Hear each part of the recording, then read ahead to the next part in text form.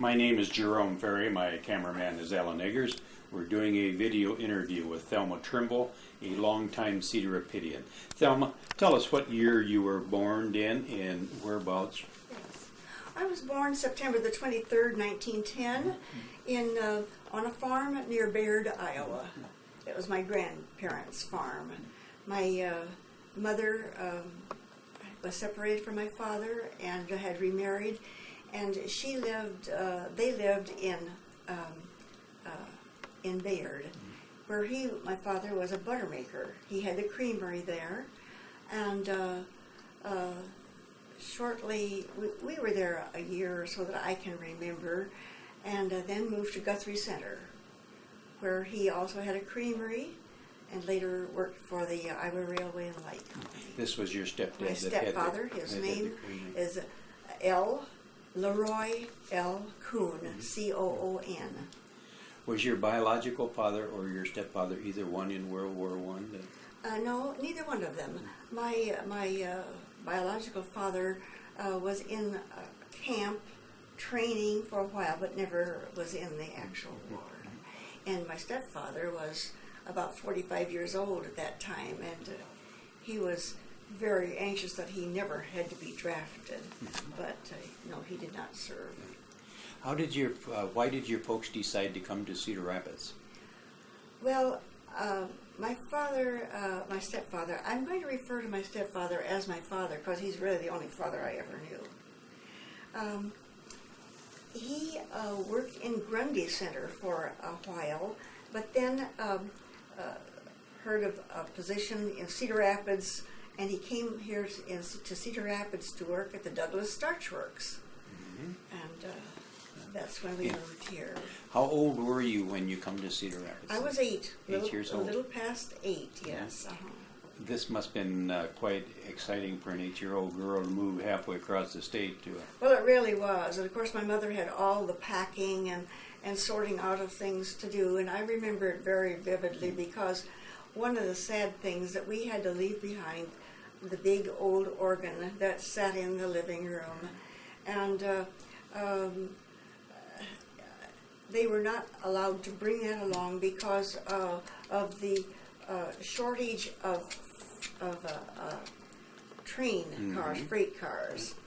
So we tried to find somebody that would want it, and we didn't find a home for it. And as we left the house that night, the drays were out in front with all of the furniture and the barrels of canned fruits that had been so carefully packed.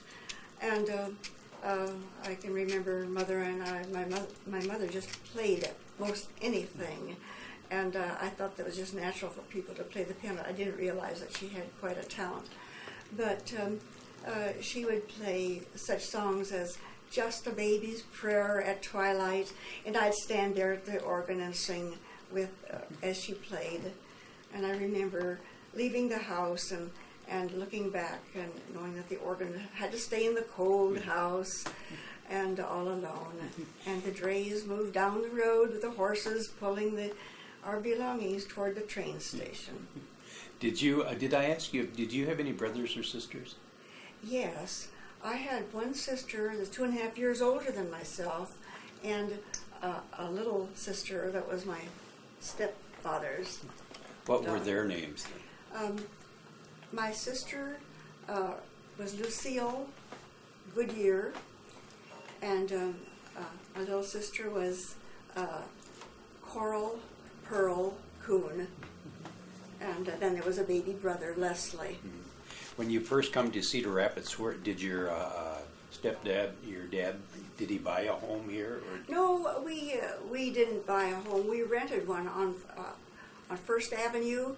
It was the second house west of the First Avenue Bridge, and it was quite different from where we had lived in Guthrie Center, where the lawn was half a block from the street. We never had to pull our window shades down, and here we were sitting, maybe 7 or 8 feet from the sidewalk where people were going by all the time. That was very different.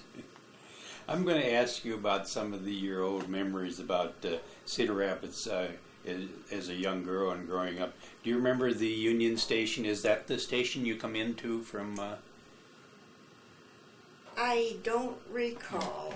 I'm sorry. Okay. You know, we had been up in the dark wee hours of the morning getting ready to come to this, go to the train station. We had our breakfast and we're on that train all day long.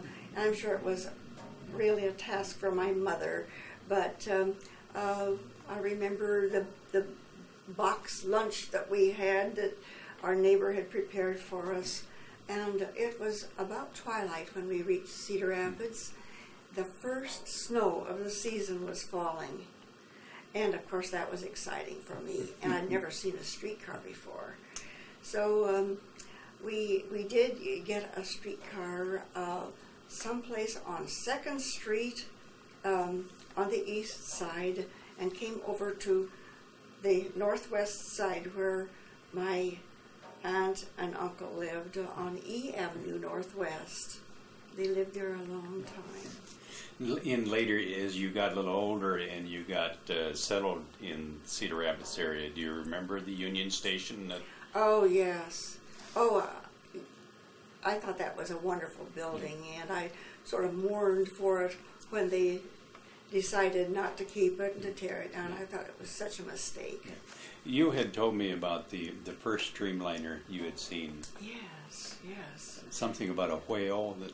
Oh, yes, there was a whale brought here to town, and it was there reposing on the in the special car for it, and one of the things they gave each of us that visited and looked at the whale, a tiny bottle of perfume, and it was called Perambugus, I believe.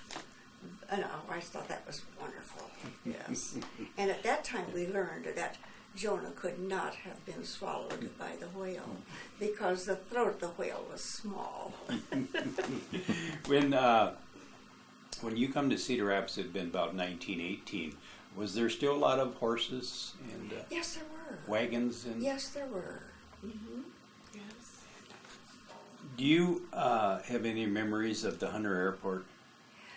Oh, yes, but I was a teenager by that time. Not that I got out there so often, but I do remember where it was, and the name is very familiar to me. How about automobiles? Would you remember your dad's first automobile? Well... or did he have one? He never had an automobile. He had a truck that he used to haul railroad ties with which we heated our house after we came back from Dakota. Radios, early radios. The first radio I ever saw was in my next door neighbor's house, and it was a collection of tubes and wires and mysterious things that I kept my hands off of. And I remember there was a lot of interest in it, but it seemed to me there was a lot of squawking also. How about telephones? Did you have a telephone No, when we you... did not have a telephone. We never had a telephone when I was a child. Mm-hmm. Do you remember any floods like the 1929 flood? Oh, yes, indeed. By that time, I was married, and my parents lived on 7th Avenue below 1st Street, and in order to get there, we couldn't go down the usual route. We had to go about 6th Street west before we felt that we were safe to well, that was on our return. We got down there all right before the water was up high, but by the time we got ready to come home, it was too high for us to go down 1st Street. The motion pictures, the movie houses, did you ever get to go to a movie? Yes. As a young girl? We didn't go to a lot of movies, but of course we did. And there was one on 3rd Avenue West for 10 cents. So that was the one that we usually frequented. Yes. How about parks? Do you recall any parks Ellis Park was our favorite, although we liked Beaver Park too. And I remember as a young child how excited we were to see the animals in their little zoo out there, animals that we had never seen before. And that was very exciting. But I think maybe the rock, the huge rock that is there still in Beaver Park, was probably the most surprising thing in the park. The thing most remembered. And we were allowed to climb on that rock and wonder where it had come from, if it was a part of some huge comet. All kinds of your Yes. imagination. And to get there, I suppose you had to ride streetcars? We went on the streetcar, yes. Yeah. About Riverside. Oh, Riverside was close to us when we lived on 7th Avenue, of course. And it was much larger than it is today. The Starch Works has taken part of it. But it was quite a nice park. And it was a tourist's park. They had a pretty good-sized pavilion there for the tourists. And I remember that they had tables and benches that were covered, with a roof over it, and washing machines where the tourists could do their laundry. People that were passing through town Yes. could stop there. Yes, that's right. They would come in, and we would see them going down First Street.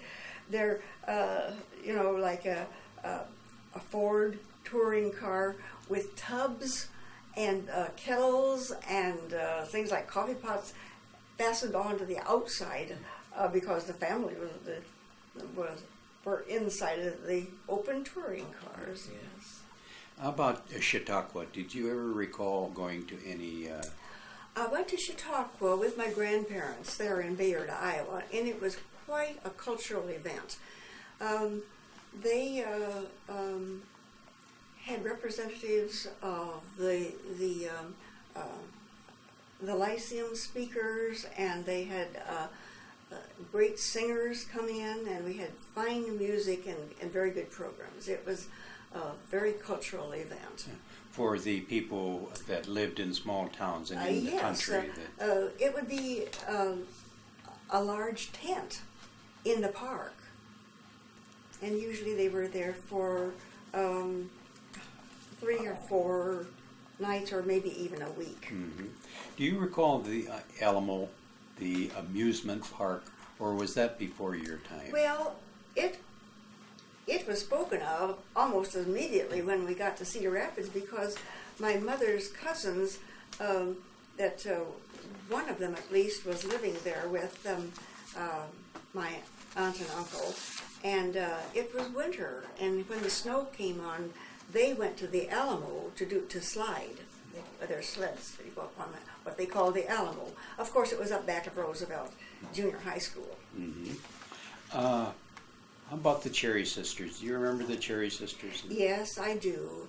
And it really distressed me to see some of the articles that have been in the paper written by people who had no idea who they were, just hearsay, and they made it as spectacular as they could and ridiculed them. But I remember them as older women, of course, and they ran a bakery on the west side near Grant High School.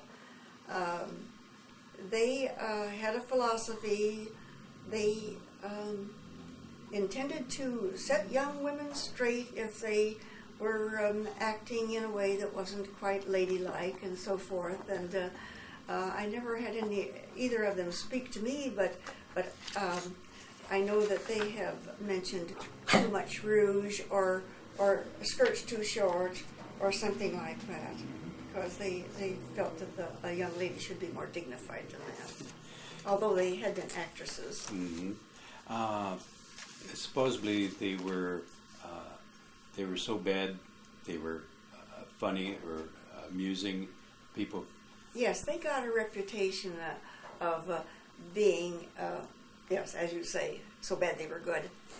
But their intentions were good. They were warning the young woman to beware of the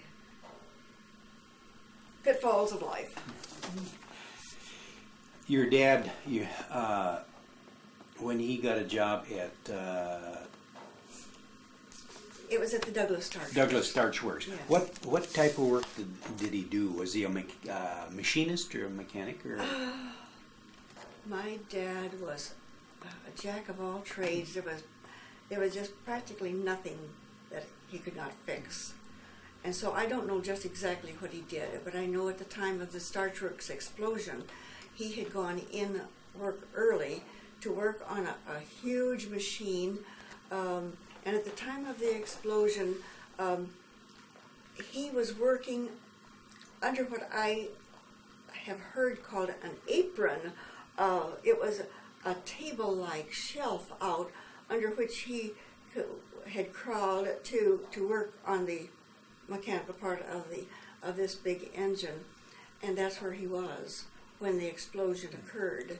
So he was protected by this huge piece of metal, and it was not until after the bricks stopped flying that he crawled out and was starting to make his way out the best he could when he noticed a friend of his that was hanging half in and half out of a big tank.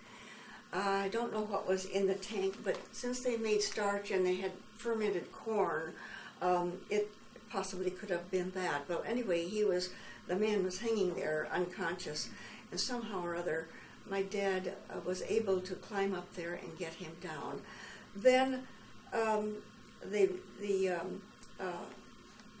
all the rubble started moving, and he was caught underneath it, and he had a leg crushed at that time. Well, it was serious, but not life-threatening.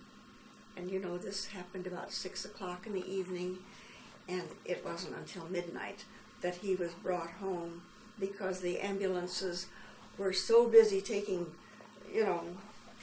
people to the hospital, and they brought him home in the sidecar of a motorcycle. But he recovered fine. You would have been 9 years old at 1919. Yes. Was your mother? Do you remember your mother being? Just frantic, of course. We had a boarder, a roomer. Our house was large enough that there was an extra room, and she had rented it out to this young man. And I believe he also worked at the Starch Works, but in the daytime. And we were just sitting down to have our evening meal when this huge explosion. And of course, the first thing we children thought of was a bomb, but we had no idea what it was. And there was a glass chandelier above the dining room table, and the glass came tinkling down into our plates and so forth, and that was the last of the meal. Did it damage your house? Yes, it did. All the windows were broken, and our landlord decided that it might not be safe for us to stay there because he thought, you see, we had electricity on the first floor, but on the second floor, up in where the bedrooms were, the lighting was by gas. Excuse me. And he was afraid that the great shaking of the house might have loosened some of those pipes and that it might be dangerous.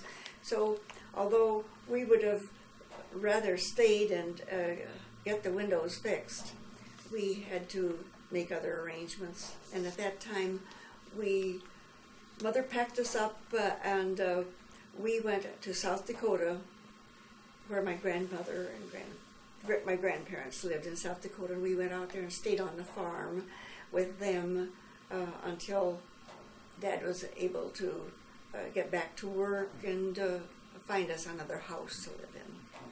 Was your dad was he a fun-time guy? Did he have time to do fun things with you girls? No, he was a very hard-working man. I do remember he liked to sing, and I just thought everybody could sing. I didn't realize how good a voice he had and what his abilities were, but he had a whole repertoire of old ballads that he liked to sing, and he'd play the mouth harp too and entertain us that way sometimes. Do you remember Christmases? Any Christmases stick out in your indeed. mind when you were young? Christmases were very special, and my dad always liked to decorate the house. And this house was just exactly like the one that we had had on First Avenue, except facing north instead of facing south. And there were these streamers from the corners of the room to the center chandelier in all three, the parlor, the living room, and the dining room. And with these bells, the kind that fold closed, and then but you can open them up, and those red bells hanging from the chandeliers in all three rooms, and with the big bay window in front, as people would go by, what they could see as they looked in the house was the streamers all the way through the house. But by that time there were more children at the time that I'm remembering, and the Christmas tree was always a live Christmas tree. It didn't appear too soon.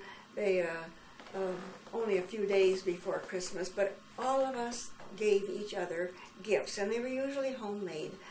And by the time each one had a gift for the other one, there was quite a stack of gifts around the tree. And I remember one time when Dr.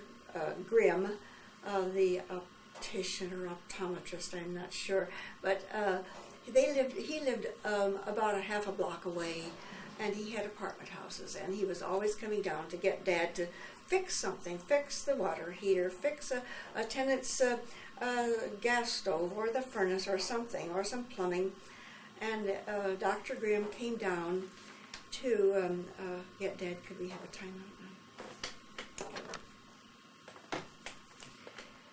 So Dr. Grimm came in, and he saw that Christmas tree with all those presents stacking up the pyramid underneath the tree, and he said, "Oh, wait, I want my family to see this." And he went home, the half block home, and brought his wife and one son to see our Christmas tree. It was altogether different than it was at his house with just the one child there.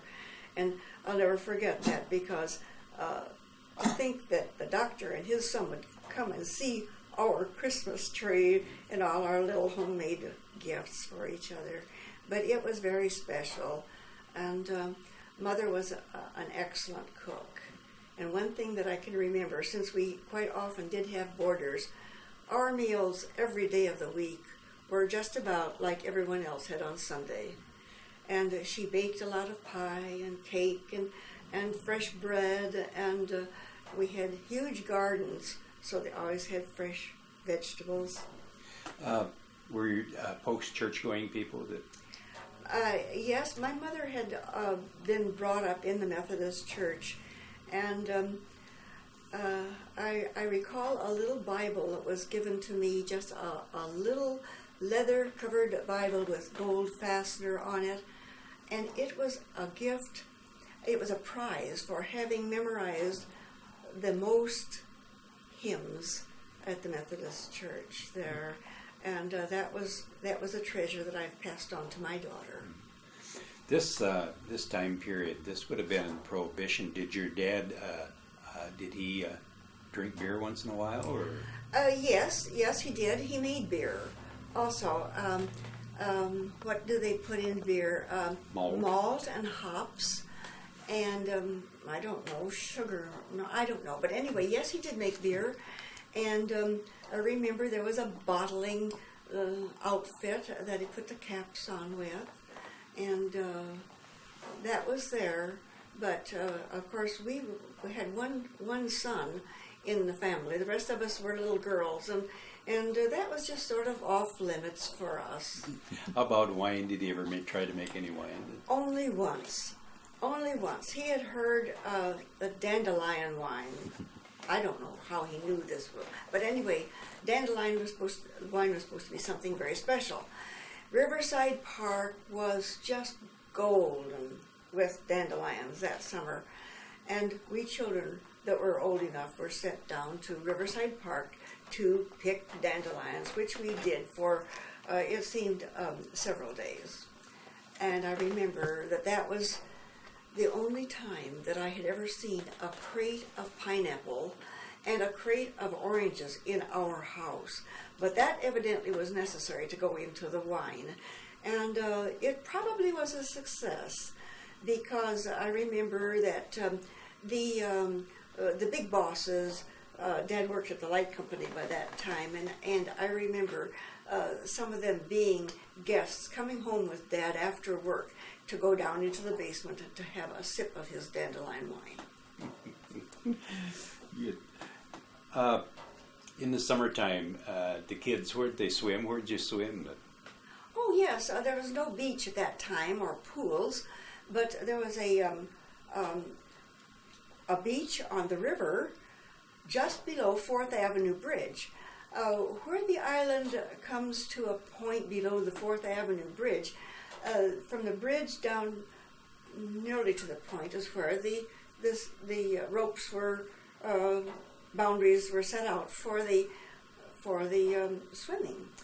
And there was a ramshackle old building there on the point of the island, at a higher elevation, of course, where we could change clothing and we could rent a bathing suit. None of us owned bathing suits, but for a dime, we could rent a bathing suit. And it's a good thing we weren't very vain, because of course they never fit, but we didn't care. We would go down and get in the water and enjoy ourselves. I remember one time I got too far out, and evidently I had gone beyond the ropes, because suddenly I felt a hand under my chin and I was lifted up out of the water, and it was Dick Swachek, one of our local athletes who was the lifeguard there, and he tossed me over very unceremoniously to where the water was more shallow and told me to stay there. The 4th of July, was that a big time? Oh, yes. When you were a kid? Oh, it started with daybreak, with a boom, because we had neighbors, grown men next door, who really enjoyed the 4th of July. And these two men would spend an enormous amount on all kinds of fireworks, the noisy kind and the kind that we had to wait till night to enjoy. But they fixed up an apparatus that you could put the rockets in and have them shoot way up into the sky. Of course, we'd never seen anything like that before.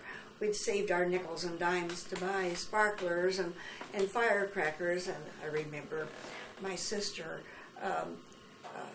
didn't want me to go with her when she bought her fireworks. And I said, well, why not? And of course, at this time that I'm telling about, we lived on 1st Avenue, and there was a drugstore right across the street, so we didn't need, in those days, I mean, an 8, 9-year-old child was perfectly safe to go across the street. And finally, she said, when my mother asked, well, Lucille, why don't you want her to go along with you? Because she always gasps when they tell her how much things cost. And I said, I promise I won't gasp. And so we got over there, and so I bought some firecrackers, and then I saw the sparklers, and I said, and how much are the sparklers? And they must have said 10 cents, because I gasped, and my sister turned on her heel and walked out of the store, and there I was alone. And when I was telling this to one of my younger sisters not too many years ago, and she said, and you still do. Do you remember segregation of the blacks? Did you have any association with black people? Oh, we lived on 7th Avenue between 1st and H Street, and H Street is where the Negroes lived. And my little brother and sister played with those little children, and some of them went to schools, not many. At that time, there didn't seem to be, there was usually 1 or 2 in my class when I was at Taylor School. And I can only remember not more than 3 that went to Roosevelt when we went there. But my little brother had a coaster wagon, and they treated him just like a king. I mean, they would be the horses to pull his wagon anytime, and they were always coming to get my to help fix something in their homes, their plumbing, their appliances that needed taken care of, and he did it. As far as you were concerned as a child, there was no such thing as segregation. Oh, we knew that they were different. I had never seen a black person until I came to Cedar Rapids, and I had no idea, that they were who they were or why they were black or anything. But they lived as neighbors to us there. You mentioned your dad was kind of a jack of all trades. I imagine he had a lot of people take advantage of him, friends. Oh, well, I don't think he ever charged anybody for anything that he did. But one of the things that we noticed right away when we came to Cedar Rapids, there was a garage. It was called the Red Ball Garage, and it was on 1st Street between 1st and 2nd Avenue. And, of course, that was a big attraction for my dad. And they found out quite soon that he had the capabilities of fixing cars. And it was beginning to be tourist era. And people were finding that coming from the east toward the west, they could get, if the weather was rainy, they could get as far as the top of the hill on 3rd Avenue or 1st Avenue West, and from there on it was gumbo. But many times they needed their cars repaired before they could go any farther. And I can remember the first time that he came back to get his toolbox. And he spent a lot of time down there. And then, from then on, it was not at all unusual for him to come home and say, there are some people down here that need a place to stay tonight. And we children would be routed out and all put in one bedroom so that Mother could bring in fresh sheets and a pile of towels and see that the hot water tank was turned up good so these people could have their baths and get their children into the beds, and they would be there overnight or until their car was repaired, and then they would go out. We never hear a word from ever again. Do you ever recall them paying your folks anything? Never at all. I don't believe they would have ever taken anything. There was one family that their rattletrap old Ford made it down to Riverside Park, and a big storm came up. And Dad knew that when we had, at that time of the year, the river was coming up, and he knew that very likely the tourist camp would be flooded.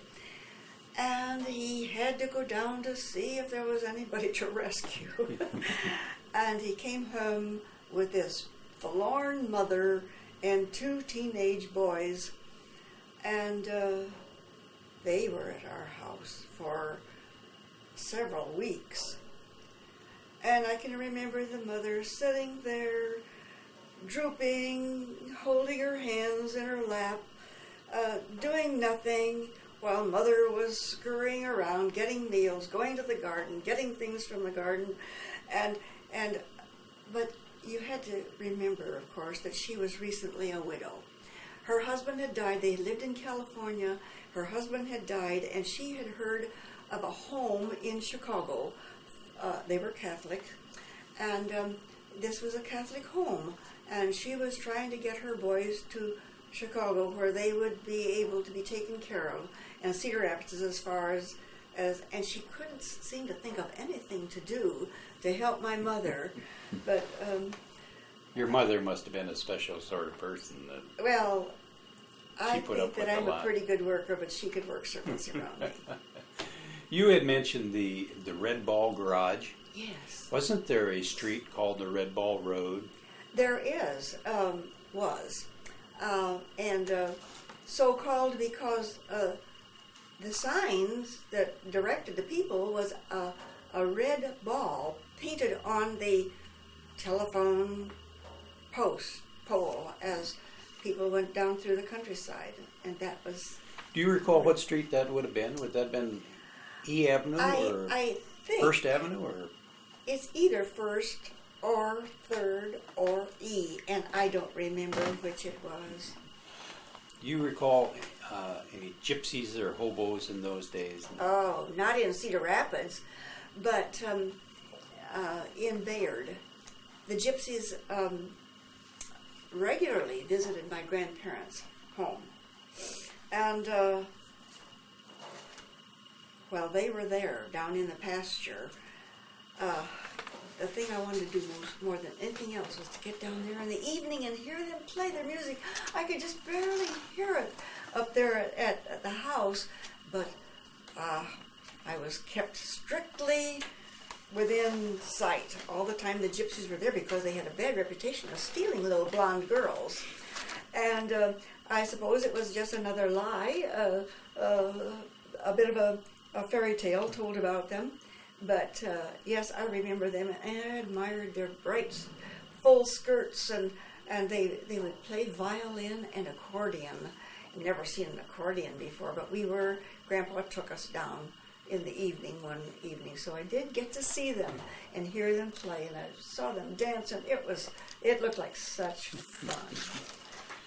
In Cedar Rapids, as a young girl, did you ever go roller skating? I never owned a pair of roller skates until after I was married.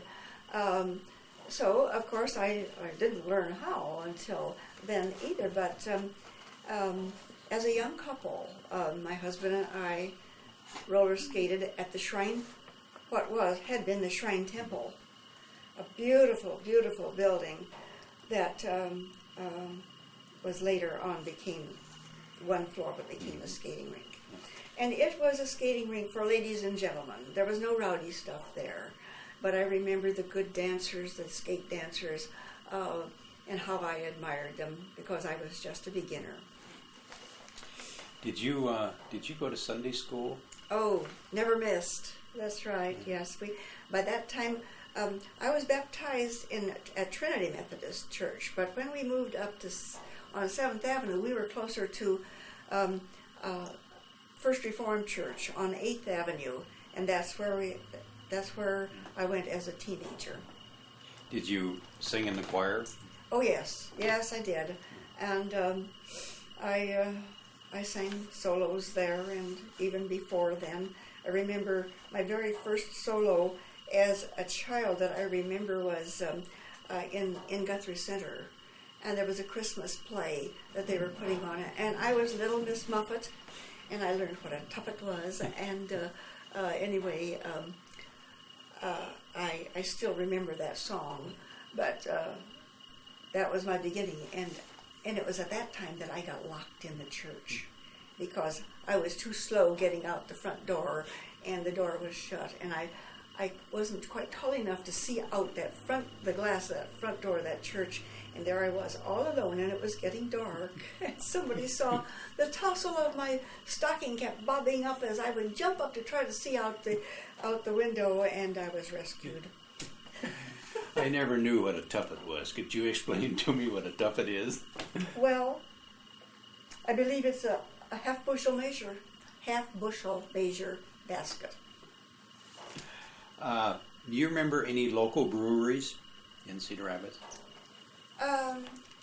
No, except the one that we thought was a fort. My folks and several other families, the father of whom all worked together at the light company, would get together about probably once a month and have a potluck supper. Everybody taking something and sharing in all of the work of having this, and then after the meal, the children would go off to play, and the adults would play cards. And this building we saw as we were playing hide and go seek in this neighborhood out on probably B Avenue or C, above where the light company is today. And we thought it looked like an old fort.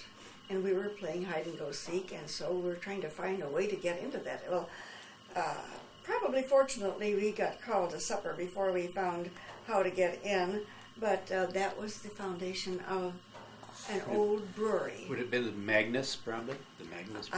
I really don't know, but I do know that we were given our orders never to go near there again. You never got back to explore? No, we didn't go back to explore. You had mentioned the fact that when your dad got injured in the Douglas Starch Works that you moved to South Dakota to stay with relatives. Yes. And then when you come back, did your dad, was there a there was no more Starch Works? He was not working there. No, he, from then on, he worked at the Highway Railway and Light Company. Okay. Mm-hmm. And he was the one that had charge of the hydroelectric plant on the river. So I've been in there and down underneath the big turbines. Yeah. They had been generating electricity way back then. Yes. By using water. Right. They had a big mill race, very dangerous place, and the big turbines that generated electricity. Do you remember the Sunshine Mission? I surely do. There was a big sign above the Sunshine Mission, and it was on the east side of the Cedar River on First Avenue. And on the roof of this building where the Sunshine Mission was a metal framework with a huge star up on top, and written across it in big letters was Jesus, the light of the world. And we could see that every evening. As soon as it started getting dark, those lights that was all lighted up with light bulbs. Jesus, the light of the world. It was, and I often wonder what happened to the star and where it is now. It would be good if we could find it, wouldn't it? You had mentioned in our pre-interview about there was a man with a camera standing on a bridge. Yes. This is what was told us, that some of the pictures that were in the book that was made up after the Douglas Starch Works explosion, some of these pictures had been taken by a photographer who was standing on the east end of the 8th Avenue Bridge, all ready to take a picture of the evening skyline. With the Starch Works in the background. Of the Starch Works. And he had the camera and his easel, and it was all posed there when the blast went off. And one of the pictures that I have seen was this building still intact. Up in the air, you could see the sky in between. And that's why, that book, I loaned it to someone, and it has never been returned. I would surely like to have it sometime again. Okay, let's move into when Thelma was a teenager and went to high school. Where did you go to high school? I went to Grant High School. That's where it was later turned into Board of Education, and now it's a building used for community schools. It's on 2nd Avenue and 5th Street. What year did you graduate? 1928. 1928. Did you have any, when you were going to high school, did you have any dreams of going to college or doing anything special with your life? No. Actually, by the time I was in high school, the most important thing for me was my fiancé. When I look back, it sounds like I was pretty young, but I thought I was perfectly grown up at that time. I was not even living at home then. I was living with a family over on the east side, helping take care of their little girl and helping with like a daughter would in a family, and was going with my husband, O.C. Trimble, and no, I wasn't going to waste any time in college. Who was the lady that had the rooming house that you recall? The lady that had the rooming house? That you roomed with? I lived with them, yes. That was Mr. and Mrs. J.Y. Kennedy. Did you have any girlfriends that did nanny type work back then? Did what kind of work? Nanny. They were housekeepers for. No, I didn't. Did you, when you were in high school, was you ever interested in music, singing? I was always interested in music. Music was just singing was just like breathing. I mean, in my family. My mother sang. She sang at the ironing board, at the washing machine, in the garden, and wherever she happened to be working. She sang a lot, and so did my grandmother, her mother. And it was just natural for us to sing a lot. And it was very natural for me to be in the glee clubs and in the music productions and so forth. Was O.C. your first boyfriend? Well, yes, really. I would be walked home from youth fellowship or from a basketball game, and it was usually a group of kids. But he was the important one, yes. And then you got married in 1928. Yes, 1928. So that's the same year you graduated. I graduated. Did your mother kind of frown on that? Not in the least, no. Back then, it was that the... She approved very much of O.C. She thought he was a wonderful person, and he was. And she was very tolerant, I think, because in those days, boys didn't give girls expensive presents until they were engaged, at least. And on my 15th birthday, O.C. came bringing me a little package, and it was a wristwatch with a sapphire bracelet. And I couldn't believe it. And I said, "Oh, it is so beautiful. I'd love to keep it." And he says, "Well, of course you'll keep it." And I said, "No, my mother would never let me have a gift from a boy like that." Boys were supposed to give girls a handkerchief or a flower or maybe a little box of candy or something like that, but never a gift like that. And so I said no, and I gave it back to him, and he said, "Well, you could at least keep it overnight, couldn't you?" And so I thought, well, maybe I could get by with keeping it overnight.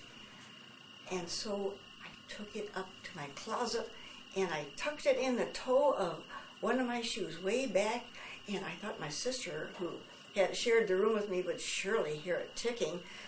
It was a tiny little watch, but it was just so impossible for me to even imagine that I would be allowed to keep that beautiful gift.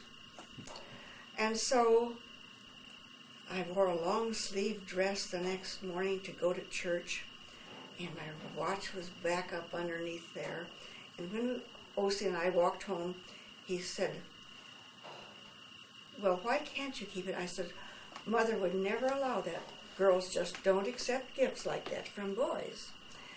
And he said, "I'll ask her." And he did. It was Sunday, and she was baking and fixing a nice big meal out in the kitchen, and he walked through the house out into the kitchen, and when he came back out to the front porch, he said, "You can keep it." She had said I could have that watch.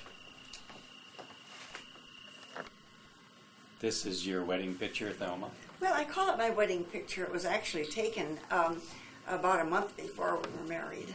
But yes, this was O.C. and me. Very lovely looking couple. Thank you. Did O.C. go to the same high school you did, or did he graduate? Or He had gone to Grant High, but he had to quit before I was there. He's 3.5 or so years older than I, and his father was in the railroad strike, at the Roundhouse here, the Rock Island shops here. He was a boilermaker by trade, and went out on strike, and the strike was never settled. And it was very difficult for people in those days. And O.C., being a young man and one of the older brothers in the family, thought that it was his job to get his place to get a job and help support the family at that time. What was O.C.'s dad's name? First name? His name was John Andrew Trimble. And so he was. His dad was without a job. Yes. And this would have been right at the approaching the Depression. Yes. Time Right. too. Right. So, your husband O.C. worked for the railroad also. No, he didn't. No, he worked at Cherry Burrell. Oh, Cherry Burrell. Yes. Yes. It was J.G. Cherry Company at that time. Later became Cherry Burrell. Oh, you meant he thought he should go out and get a job so he could support the family. Yes, and that's Did you have a job at the time? No, not when I first met him. No.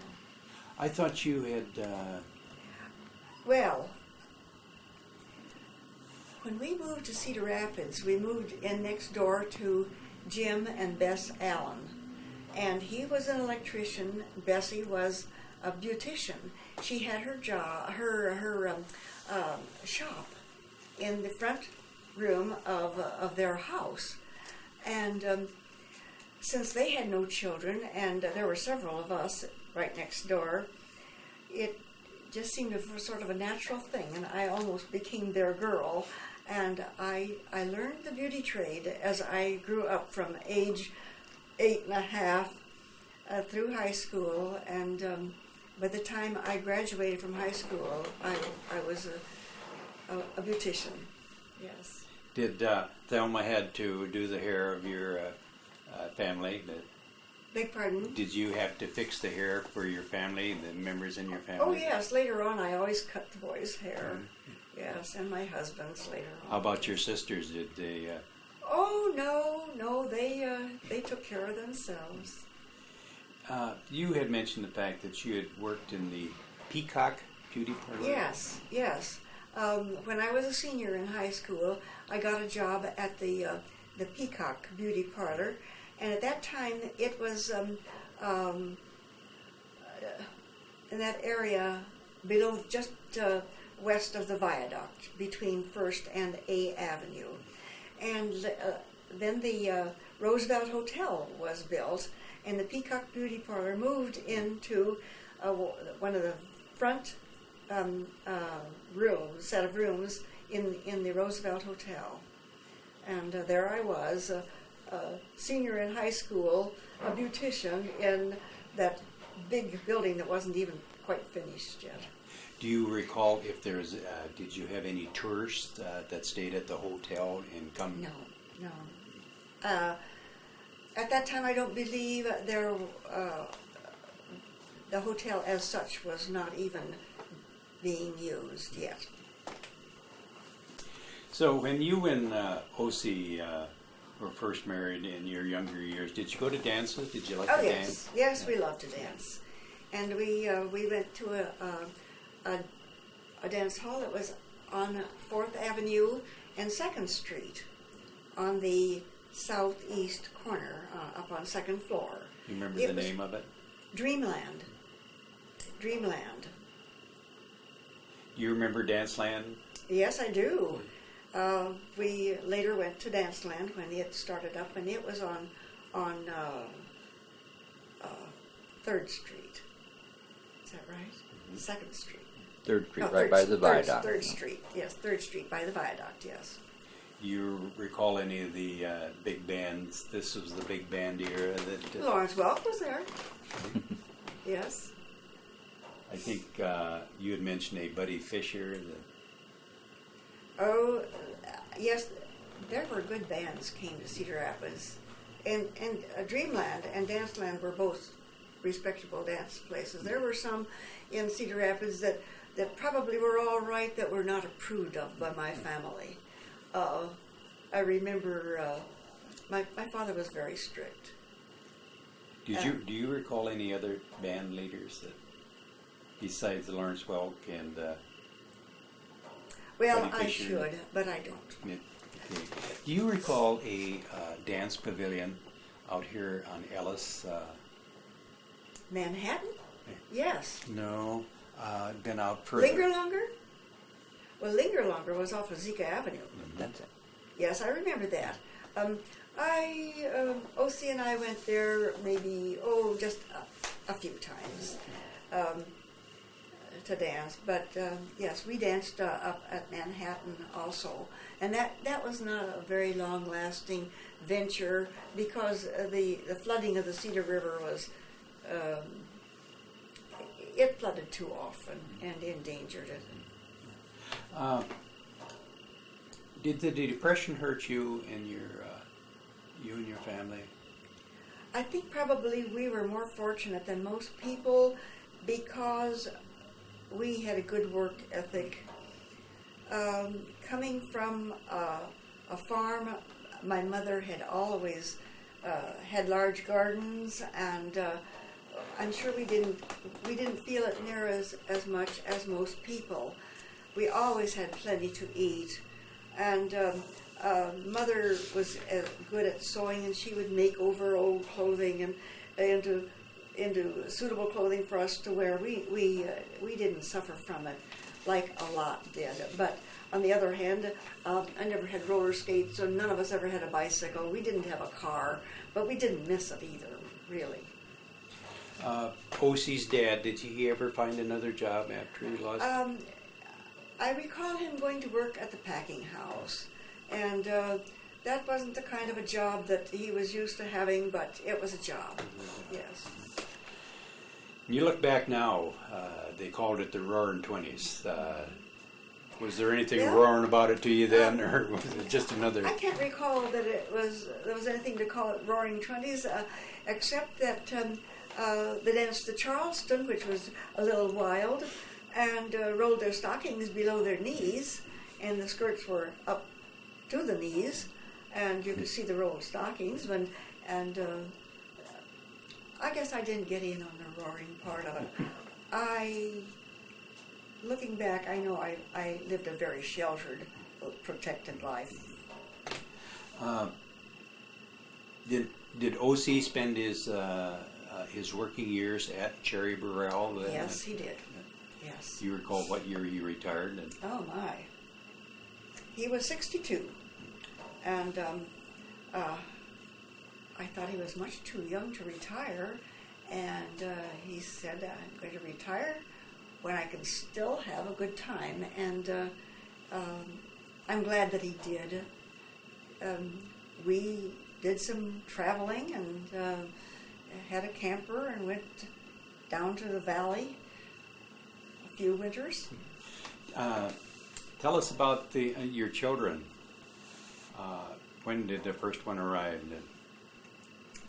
Well, Thelma was born in November the 28th, 1928.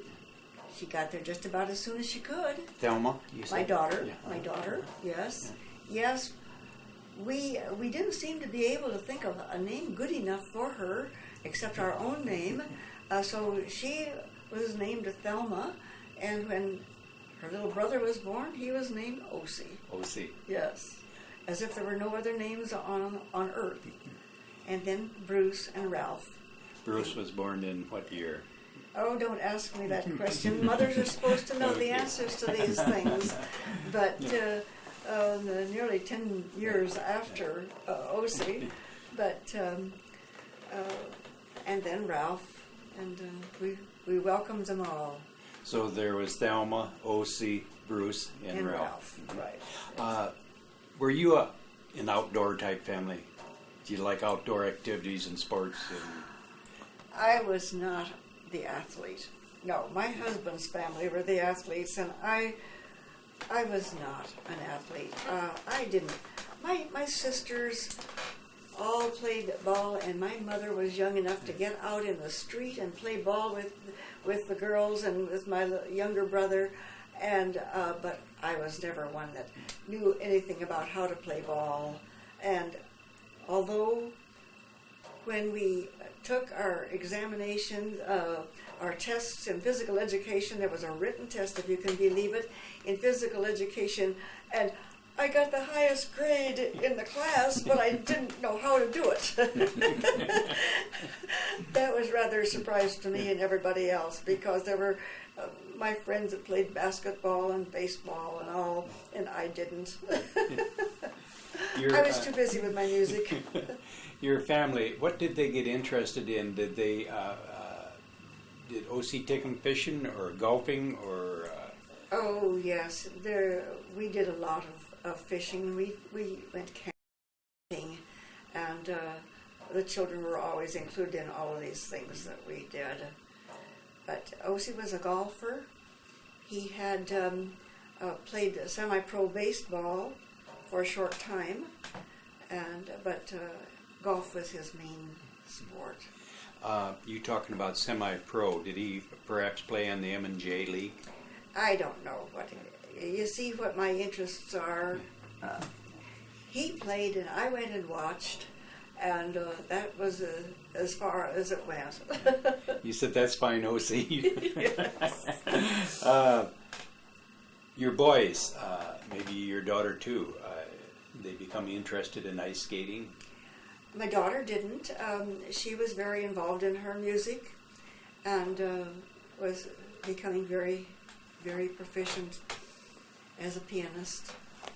But O.C. discovered that he could run fast, young O.C., and it wasn't until he went to the Drape Relays and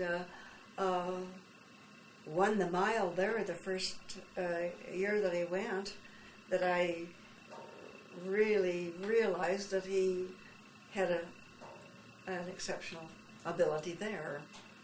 And then ice skating followed soon after that, and it was all on his own. He just went skating and learned how, and got interested in it and excelled. And where did he do his skating at? Right up at the Manhattan, at the Lou Dennis skating rink. Was Lou Dennis somebody that you knew? Oh yes, he's my neighbor who lives across the street. Lived on the top of the hill, right across the street. Yes. And why was it named the Lou Dennis Rink?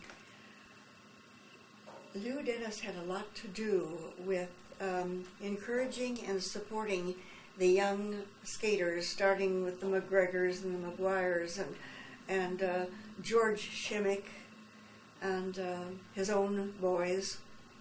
There were two, Bob and Larry Dennis. They were both very good skaters.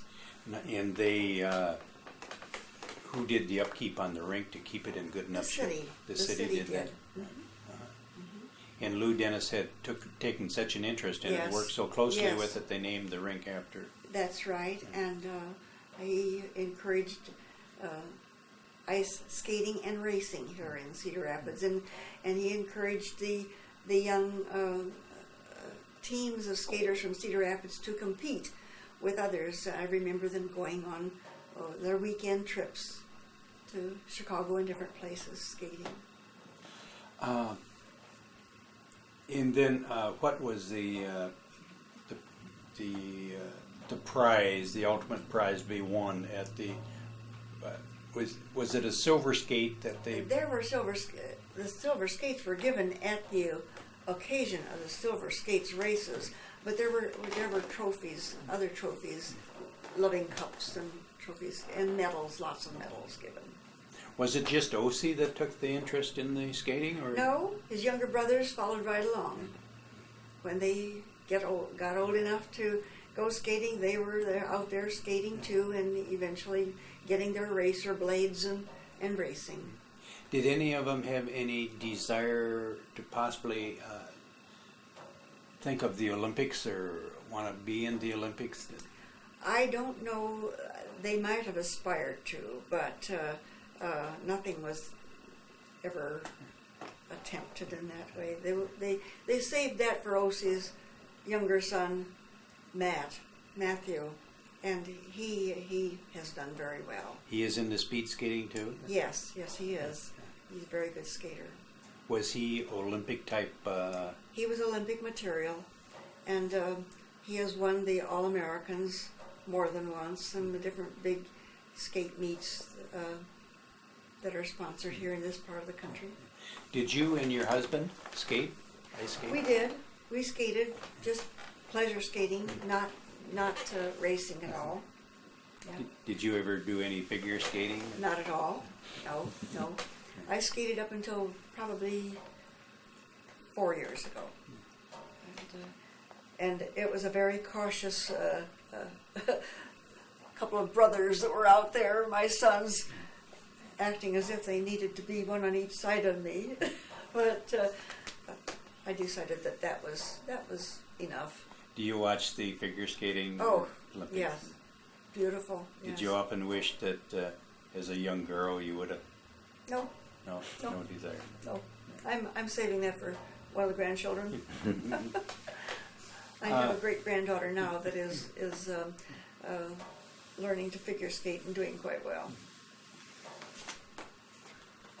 Did World War II touch your family in any way, Thelma? My half brother Leslie Kuhn went to camp, but he never did get in on the fighting at all. He had emphysema, so he wasn't suitable for service.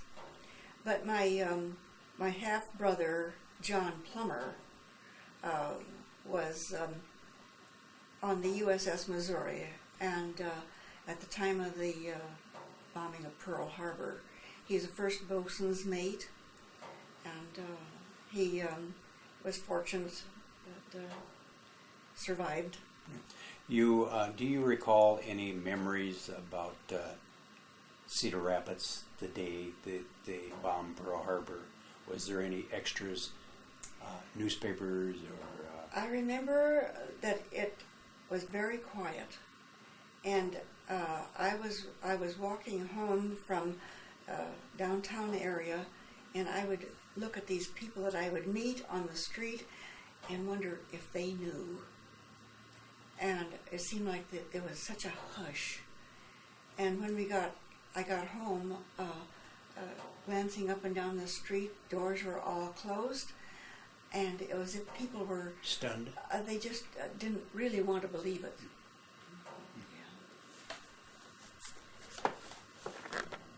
You had mentioned the fact, Thelma, that your husband was very active in golf. Was he in any tournaments? Or? Oh yes, there was always a tournament. It seemed like every year there was a tournament, and a lot of excitement about that. And for days I would see that his diet was perfectly as I thought it should be, and there would be the competition, and I would go up and see as much of it as I could without getting too sunburned. And this is a picture of him the year that he won the Caddy tournament out at Ellis Park. But one year he was the city champion and runner-up other years. Did he spend a lot of time golfing? And Yes, he did. He worked hard at his job, but he would come home and get those golf clubs and go right out to the golf course until dark, and then come back in, have his supper after he got back home. Yeah. this is you and Ossie later in life. Ossie later in life. Yes. He was nearly ready to retire. In fact, this may be about the time that he did retire from Cherry Burrell. All his working years were at Cherry Burrell.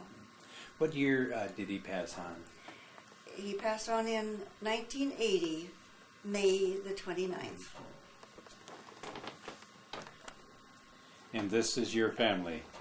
This is my family. What are they doing now? Well, O.C. Has retired from Cornell College, where he was a track coach, but he's teaching at Kirkwood part of the day. This is Bruce, and he's a dentist, Menominee, Wisconsin. Ralph was a psychologist at the University of Illinois, and he has also retired. He said, not really quit working, but he said, getting ready for my second career.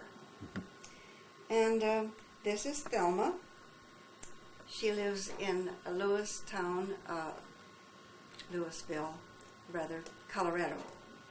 And she was a musician and still sings with the Denver Philharmonic Orchestra and is doing a lot of work with the museum in Denver.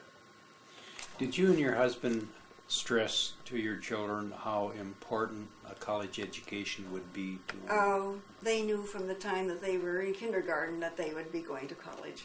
Yes. Why? It was just part of living, you know. It was just a natural thing then. Although I didn't go to college, my husband didn't, and none of his immediate family did.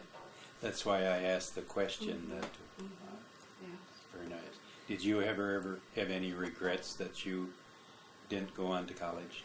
Not really, because education is so available, and I have taken several courses along the way, and in child psychology and religious courses.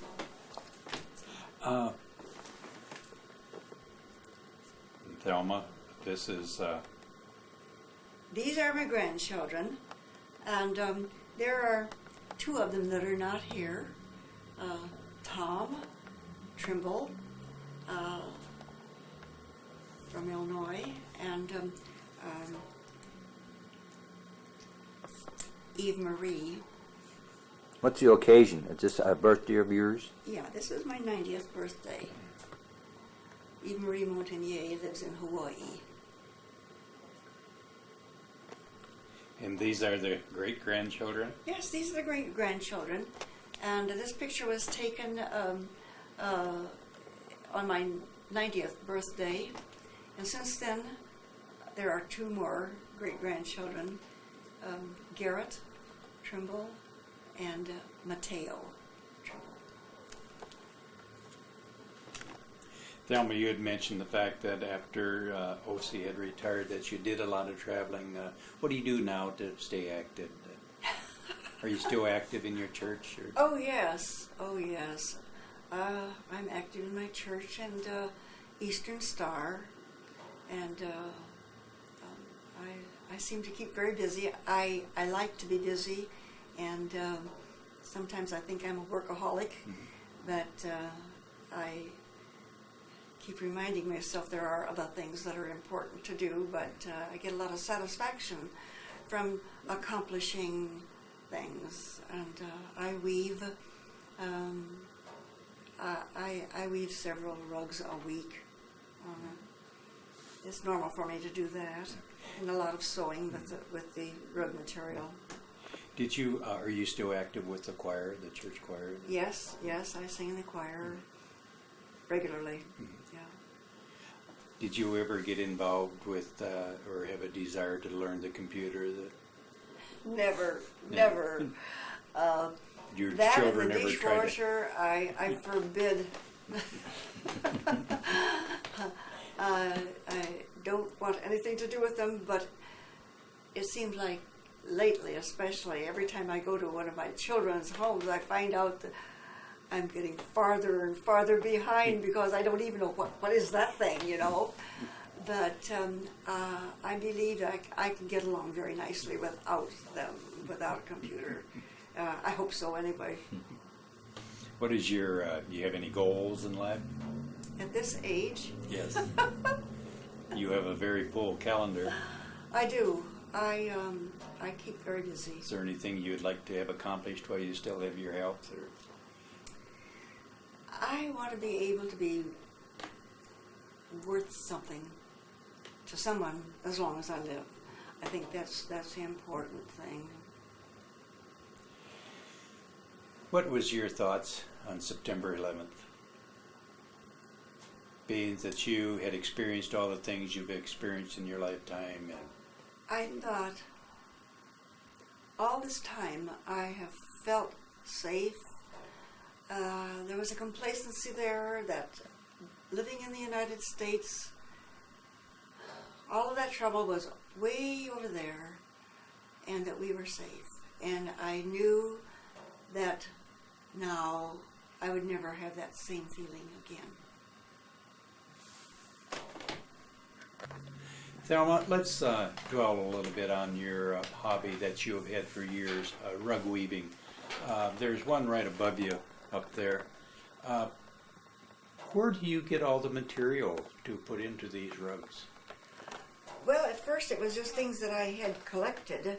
I made rugs of ballroom dance outfits and blankets that were no longer usable, and just things that I had on hand, old clothing. And then people started giving me things, asking me, could you use this in a rug? Would this be something you could use in a rug? And so I have bought very, very few things. I've had orders for rugs that wanted a certain color that I would have to go find it and maybe buy a few pieces to make up the colors that they wanted. But people are so happy to give me things that Thelma would say, well, Mother, you don't have to take it all. You don't have to. But I feel really that usually I'm doing them a great favor, because it's usually when they're moving from a home into a small apartment or up at Methwick or something like that, and they'll say, can you use this? And I take it and make use of it, yes. How many years have you been doing this? For over 50 years. 50 years? Yes. Did you sell a lot of them? Or? Not at first. I just made them because I wanted to make them. And when my family got saturated, birthdays and Christmas presents along the way, then we had a bazaar, and I was allowed to bring some to the bazaar. And then I thought, well, they do sell. So I started selling a few, and I still don't pursue it very actively, but I sell them now. And I have woven, since I started counting, which was quite a few years after I began weaving, I have woven 1,139 rugs. What was the largest rug you ever wove? The longest one was to go up a stairway, and it included a rug at the bottom of the stairs and all the way up the stairs, and a piece at the top. So that was the longest one.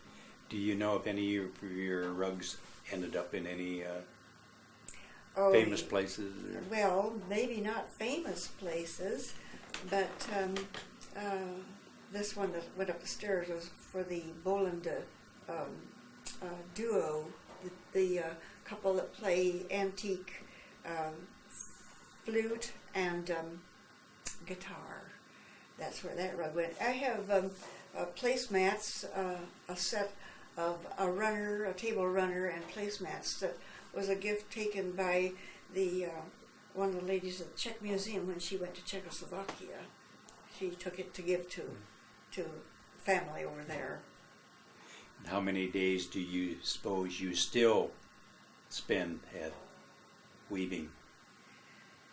Well, I probably spend at least 4 mornings weaving, and probably 2 or 3 parts of afternoons doing sewing for the weaving. Do you feel that's good therapy for your Yes, hands and your body both? I think so, and my children think so too. I told them a long time ago, I keep strong by gardening in the summertime for my weaving, and then I keep strong for my gardening by weaving in the wintertime. Do you still have a garden? Well, it's a pretty sad looking garden these days, but yes, and I intend to have one this year too. I'm thinking of making a garden a little bit different by putting down layers of newspaper with layers of compost and wood fiber and peat moss and planting in that. That's going to be an experiment of mine this year. Thelma, unless you have anything else you would like to add to this tape, the Cedar Rapids History Center, the Linn County Historical Society would like to thank you very much for sharing your memories with us. Well, I'm happy to have done it, but I don't know whether it's going to be of any benefit to you or not. But if it is, that's fine. Thank you very much. Thank you very You're much. welcome.